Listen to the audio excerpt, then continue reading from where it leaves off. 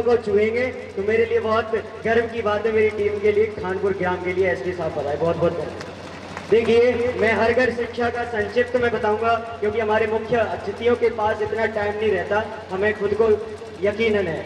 तो देखिए, हर घर शिक्षा की शुरुआत एक मैं रोहित मीणा खानपुर गांव से, आपके इसी गांव से पला बड़ा हूं और मेरा जो अभी यूजी राजस्थान यूनिवर्सिटी जयपुर से कंप्लीट हुआ है और पीजी मैं ऋषि दयानंद सरस्वती यूनिवर्सिटी अजमेर से एमएससी चल रहा है। और मैंने ये अलग शिक्षा की क्योंकि यूजी कंप्लीट होने के बाद मैंने अलग शिक्षा की। ये गांव में बच्चे लड़ते झगड़ते रहते थे, गालियां देते थे एक दूसरे को, तो मैंने इन बच्चों को 5 बच्चों को बिठा के पढ़ाया इसी मंदिर पर।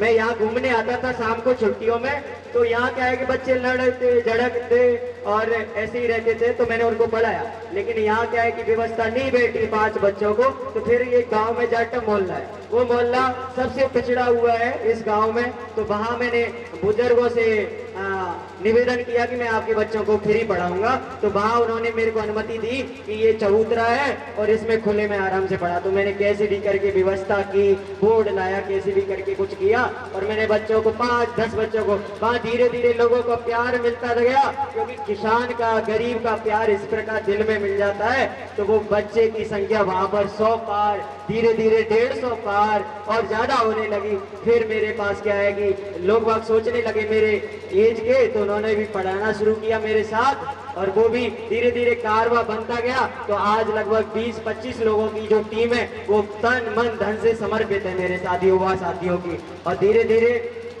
उधर क्या है कि दारू जुआ का इतना प्रकोप था, तो मैंने बच्चों को अपने सामने लिया, बच्चों को समझाया कि अपने पिताजी को समझाएं, अपनी माताजी को समझाएं कि दारू जुआ नहीं खेलते।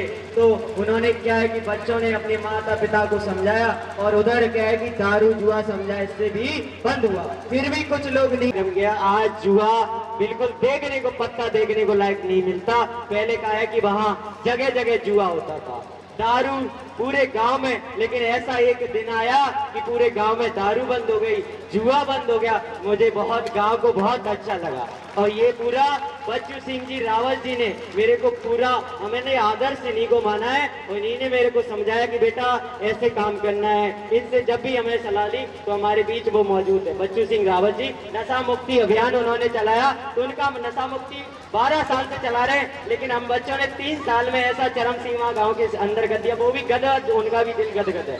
तो ये बहुत बड़ी बात है। इसके बाद जो बच्चे बढ़ गए, तो बच्चों को, जो माँ बहनों को क्या है कि जुआ में बेच आते थे, जुआ में अपनी बहुओं को बेच आते थे, तो वो बहुएं आज दो तबके की, 2 वक्त की रोटी खा रही है सब्जी के साथ। वो पहले कहती कि हमारे साथ ऐसा नहीं होता था, आज आप भगवान के रूप में आए हैं। वैसे मैं कहता हूँ मैं कोई भगवान नहीं हूँ, मैं भी आपके जैसे एक बच्चा हूँ।